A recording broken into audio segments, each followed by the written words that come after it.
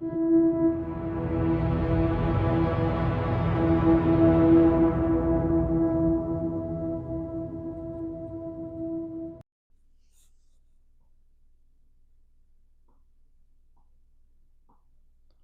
ladies and gentlemen, and welcome to the second episode of the Tales from the Occult podcast. Today, we'll be discussing some of the paranormal side of things, including some of the terminology you will hear me using in future episodes. So, that being said, let's have a quick word from our sponsor. Today, we are sponsored by none other than Dixieland Home, Farm, and Garden. Dixieland Home, Farm, and Garden is the perfect place to find all your home, farming, and gardening needs. Anything from feed for your animals, to gardening equipment, to simply pretty much any household tool you will need for maintenance. Now, Dixieland Farm and Feed is located at 21330 Mississippi 603 in Kill, Mississippi 39556. I personally use them for all my home and gardening needs because, well, can't beat their prices. Now, that being said, let's get back into it. Thank you to Dixieland once more for being today's sponsor. And that address was 21330 Mississippi 603, Kiln, Mississippi 39556. Address and link to their Facebook page will be in the description below. Thank you. All right, now there are 5 major types of ghosts that you will see. Let's start out with the one that most people are probably familiar with, which is known as a funnel ghost. They are typically spotted in old buildings and are shaped kind of like a funnel of gas, and are the typical horror movie ghost that you will see for like stereotypical first thing to come to mind. Next are wisps. They are typically in cold, old haunted houses during early evening and into the night. They usually typically appear as small, fairy-sized creatures that are, well, typically appearing as a ball of fire. It comes, if I remember correctly, they come from Scottish folklore of will-o-wisps. Pretty cool that we have those here. Then there is what a lot of people have a very common misconception about: poltergeists. Poltergeists are actually not that common. They are the rarest form of the atypical ghost spectrum and are known as noisy ghosts. They are typically very malevolent in nature and tend to be extremely violent in some cases. This is anything from throwing objects to just moving your keys. They want to cause trouble. Then there are ghost orbs, which are small little balls that only appear on camera.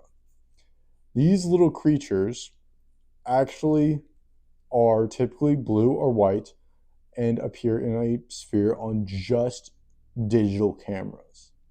Kind of cool. That finishes up the major ghost spectrum. Now getting into something else that's commonly misconstrued as a ghost, but actually is its own separate thing, is a wraith. A wraith is typically described as a ghost-like image of someone seen shortly after their death. These are typically your most typical form of paranormal you will run into. So like if, let's say, Grandma Esther passes away, and you see her the night she dies. That is probably a wraith. It's not the same thing as a ghost. They cannot, in most cases, cannot reach out and touch physical objects. But when they can, it's usually something that was very personal to them. And that leads to a lot of different things. Let's move on here to something that is not really found in America, but there are some cases. A Dybbuk. The only one that I know of is actually in Arizona at a haunted museum owned by a very famous ghost hunter who I shall mention later in this episode. A Dybbuk is a malevolent wandering spirit that is believed to be a dislocated soul of a deceased loved one.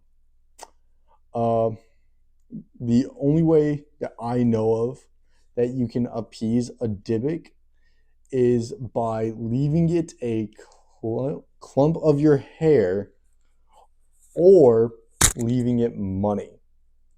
Now, the money one, I will say, don't know if it's an actual one because the Dybbuk comes from Jewish mythology. Don't know if that's accurate or not. Haven't really read into it, the actual Jewish mythology of it, but I'm just saying, based on stereotypes, kind of funny. Now to go into a term I actually used last episode, that I'm going to explain now, and that is a attachment. An attachment refers to a paranormal phenomena where a spirit will attach itself to a person, object, or location. Typically, an attachment occurs to something like a doll or a pet, or in some serious cases, even people. That being said, I've actually seen attachments through social media, and it's kind of funny to see how people react whenever they realize it. But let's say I'm gonna run y'all through a mock situation here. Let's say you're doing a paranormal investigation of, I don't know, let's say a poltergeist. And the poltergeist is this black capped pen and you are this gray capped pen. You get too close and it clings to you. But with most spirits, they are geographically locked in place. That being said, once they attach to you, if you start feeling weird, make sure that you have on some kind of a crucifix or cross or other religious symbol of what you believe in. Hold it tight and say a prayer from your culture, your religion, and make sure it knows that it is not allowed to follow you. Because if you don't say, you cannot follow me home, you cannot follow me home, you cannot come with me, things like that, it will come with you. It will follow you home.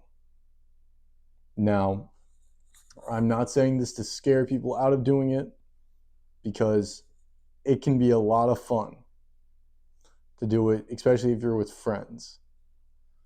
Now, I would like to mention a few famous paranormal investigators and studiers of all things occult. Our final topic today is going to be famous people that explored the paranormal. Now, I'm actually wearing the merchandise of one of said hunters, and that would be the YouTubers Sam and Colby from the Explorer Club. The Explorer Club is a group of people that go around doing paranormal investigations all over the world. The second person that I would like to mention is somebody very famous and very successful, and that is Zak Bagans of the Ghost Adventures TV show. The reason I mentioned him is because earlier in the episode, I actually mentioned a haunted ghost museum. That is the Scott Bagans Ghost Museum, located in Arizona. Great place. From what I've seen in videos, seems really fun. And the last people are Ed and Lauren Warren of, well, you'll find out. Have you ever seen the movie The Exorcist?